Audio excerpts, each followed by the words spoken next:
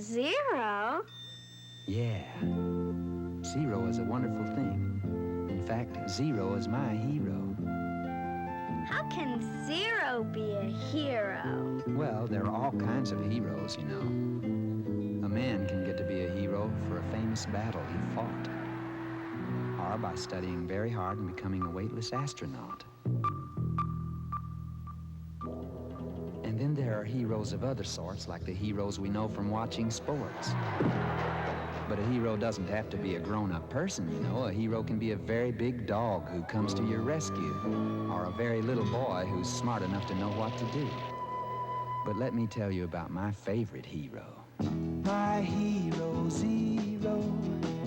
Such a funny little hero, but till you came along, we counted on our fingers and toes. Now you're here to stay, and nobody really knows how wonderful you are. Why we could never reach a star without you, Zero, my hero. How wonderful you are. What's so wonderful about a zero? It's nothing, isn't it? Sure, it represents nothing alone.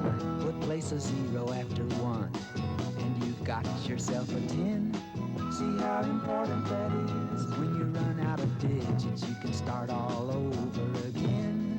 See how convenient that is. That's why with only 10 digits, including zero, you can count as high as you could ever go. Forever towards infinity. No one ever gets there, but you could try. With 10 billion zeros, from the cavemen till the heroes who invented you, they counted on their fingers and toes.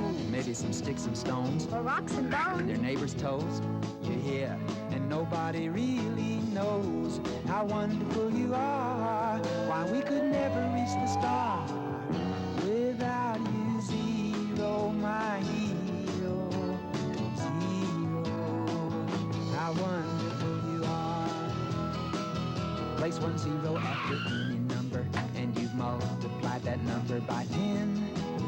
See how easy that is. Place 2 zeros after any number, and you've multiplied that number by 100. See how simple that is. Place 3 zeros after any number, and you've multiplied that number by 1,000, etc., etc., ad infinitum, ad astra.